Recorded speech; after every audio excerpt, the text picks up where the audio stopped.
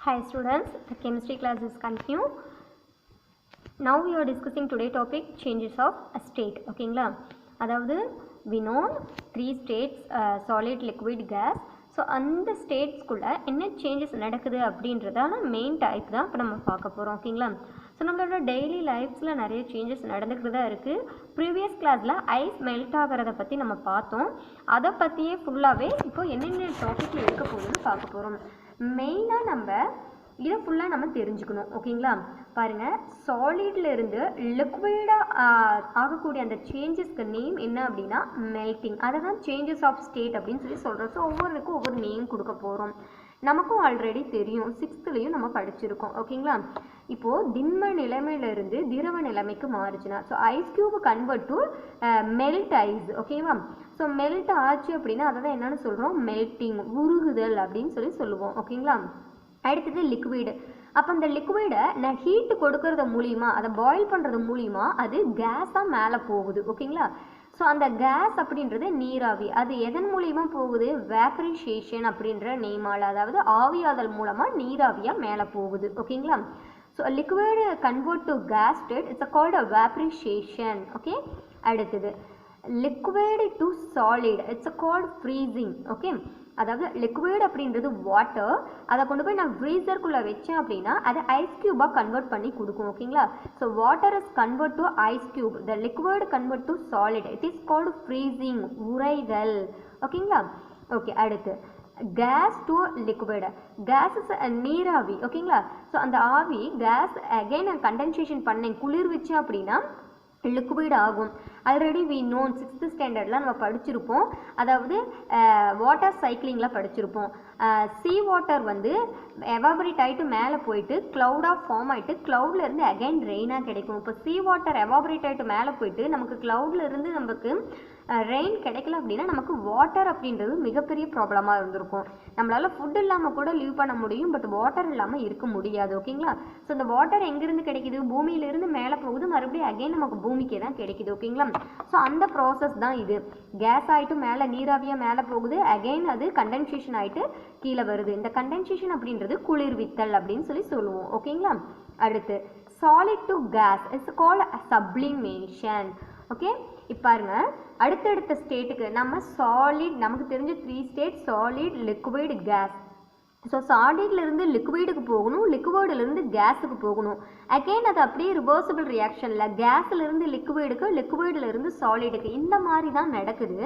So அதெல்லாம் இந்த நேமில் சொல்கிறோம்.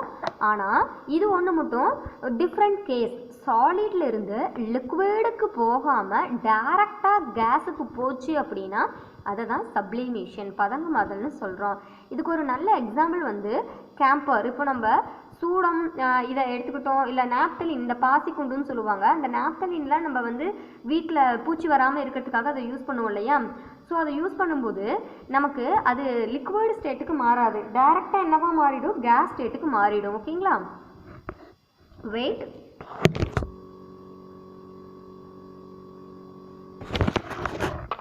Okay, sorry for the disturbance.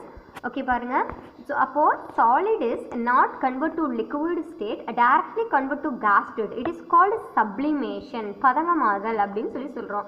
ஓகேங்களா, ஸோ இந்த 1 2 3 4 5 திஸ் 5 டைப்பை தான் நம்ம எக்ஸ்பிளனேஷனோட, அதோட எக்ஸாம்பிள்ஸோட, ஆக்டிவிட்டியோட பார்க்க போகிறோம். ஓகேங்களா, ஸோ அந்த டாபிக் தான் சேஞ்சஸ் ஆஃப் ஸ்டேட்.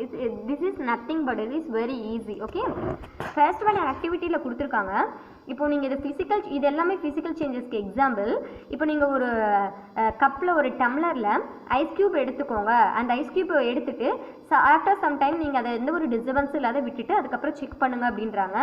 இப்போது நம்ம அந்த கப்பு ஃபுல்லாக ஐஸ் க்யூப் எடுத்துருக்கோம். அந்த ஐஸ் க்யூப் என்ன ஆகிடுச்சு, மெல்ட் ஆகிட்டு வாட்டரை அதே டம்ளரில் கொடுத்துருக்கு. ஓகேங்களா, ஸோ இப்போ இதோட எந்த ஒரு காம்போசிஷனும் மாறலை. ஒரு டம்ளரில் எவ்வளோ எடுத்தோமோ அதே டம்ளர் அளவு தான் தண்ணி கிடச்சிருக்கு. ஸோ இதை தான் ஃபிசிக்கல் சேஞ்சஸ்ன்னு சொல்கிறோம். ஓகேங்களா, சாலிடாக இருக்கிறது லிக்விடாக மாறி இருக்கு, இதை தான் நம்ம மெல்ட்டிங் அப்படின்னு சொல்லி சொல்கிறோம். ஓகேங்களா, ஓகே, பாருங்கள், இந்த மெல்ட்டிங் ப்ராசஸ்க்கு டெஃபினேஷன் கொடுத்துருக்காங்க. Melting is the changing of solid into its liquid state and it is happening by heating. Okay, happens by heating. இப்போ சாலிடை ஹீட் பண்ணேன் அப்படின்னா லிக்விட் ஸ்டேட்டாக கன்வெர்ட் ஆகும். ஓகேங்களா, அதை தான் நம்ம என்னன்னு சொல்கிறோம், மெல்ட்டிங் அப்படின்னு சொல்லி சொல்கிறோம். ஓகேங்களா, அகெயின் இந்த லிக்விடை சாலிடாக மாற்ற முடியாது அப்படின்னா கண்டிப்பாக மாற்ற முடியும். whereas freezing is the changing of a liquid into its solid state and it happens by cooling. ஓகேங்களா, இப்போது நான் ஐஸ் க்யூபை எடுத்து ஹீட் பண்ணேன் அப்படின்னா ஹீட் பண்ண வேணாம், அது நார்மலாக வச்சா அப்படின்னாலே நார்மல் டெம்பரேச்சரில் அது லிக்விடாக கன்வெர்ட் ஆகிடும். அதே லிக்விடை நான் கூல் பண்ணுறது மூலிமா, அதாவது ஃப்ரீசருக்குள்ளே வச்சேன், அதுக்கு பேர் தான் கூலிங். ஓகேங்களா, அதாவது நமக்கு தெரியும் லிக்விடில் இருக்கக்கூடிய வாட்டர் மாலிகுல்ஸ் வந்து இடைவெளி விட்டு இருக்கும் அப்படின்னு தெரியும். நான் ஃப்ரீசரில் வைக்கும்போது அதோட எனர்ஜி அதை லாஸ் பண்ணும். எனர்ஜியை லாஸ் பண்ணும்பொழுது அந்த பார்ட்டிகல்ஸ் எல்லாம், அந்த டினி பார்ட்டிகல்ஸ் இருக்கு இல்லையா, அந்த டினி பார்ட்டிகல்ஸ் ஒவ்வொன்றும் பக்கத்தில் நெருங்க ஆரம்பிக்கும். ஒவ்வொன்றா நெருங்கும் பொழுது அது என்ன ஆகிடும், ஃபுல்லாக டைட் ஆகிடும். ஸோ அதுதான் என்னவா மாறுது, சாலிடாக ஐஸ் க்யூபாக மாறுது. ஸோ அந்த ப்ராசஸ்க்கு பேர் ஃப்ரீசிங் அப்படின்னு சொல்லி சொல்கிறோம். ஸோ மெல்ட்டிங்கும் பார்த்துட்டோம், ஃப்ரீசிங்கும் பார்த்துட்டோம். ஓகேங்களா, அடுத்து வேப்பரைசேஷன் அப்படின்றது நம்ம பார்க்க போகிறோம். பாருங்கள், இதுதான் ஃபர்ஸ்ட் பார்த்தது. இந்த பார்ட்டிகல்ஸ் தூரமாக இருக்கிறது நமக்கு நெருங்கி வந்துடும், அதை தான் நம்ம சொல்கிறோம்.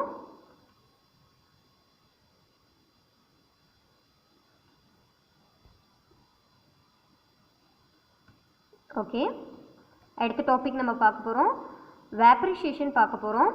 அதாவது வேப்பரைசேஷன் அப்படின்றது நமக்கு ஆவியாகக்கூடியது, லிக்விட் வந்து கேஸாக மாறக்கூடியது, அகைன் கேஸ் வந்து நமக்கு லிக்விடாக கன்வெர்ட் ஆகக்கூடியது, அதுதான் வேப்பரைசேஷன் அப்படின்னு சொல்லி சொல்கிறோம். ஓகேங்களா, இதை 2 டைப்பாக பிரிக்கலாம். வேப்பரைசேஷன் ஒன்று, எவாபரேஷன் அப்படின்றது 2 டைப்பில் பிரிக்கலாம்.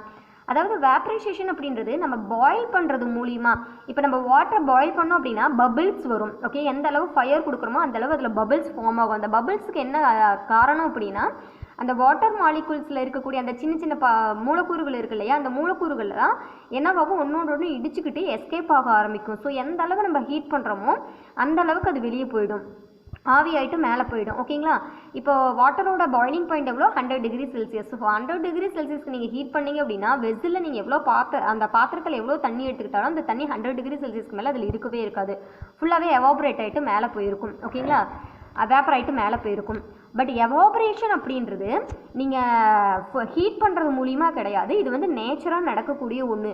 அதாவது இங்கே பாருங்கள், இதுதான் அந்த எக்ஸாம்பிள்.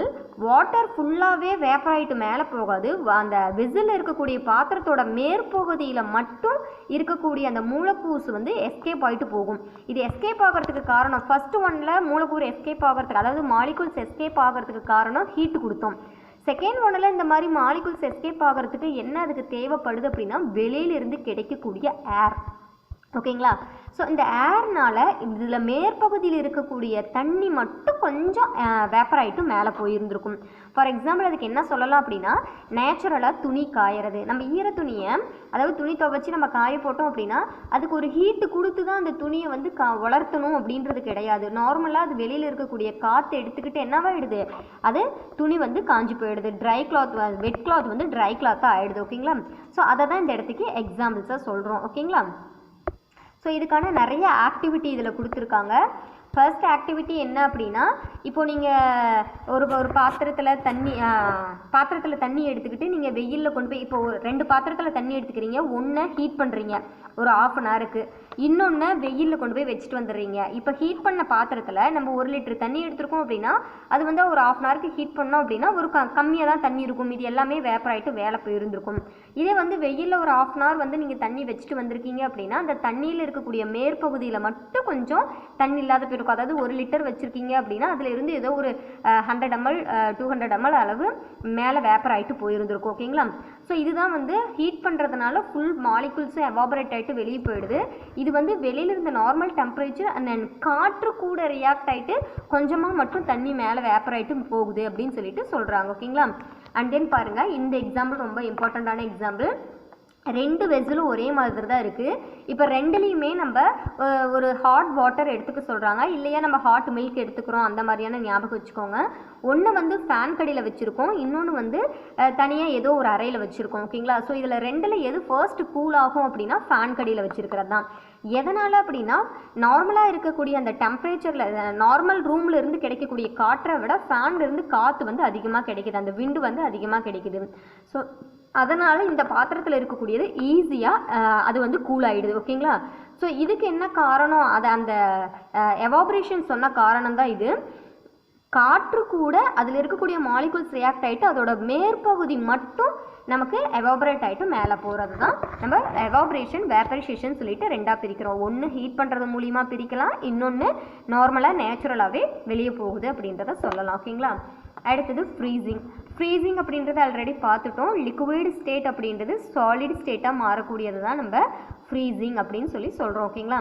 எதனால் அப்படின்னா அந்த மாலிகுல்ஸ் அதில் இருக்கக்கூடிய அந்த பார்ட்டிகல்ஸ் வந்து டைட்லி பேக்டாக ஆகுது அப்படின்னு சொல்கிறது தான். பாருங்கள், லிக்விடில் இருக்கும் பொழுது அதோட பார்ட்டிகல்ஸ் வந்து லூஸ் எனர்ஜியாக இருக்கும் அண்ட் வைப்ரேட் லெஸ் விஜரஸ்லி. ஓகேங்களா.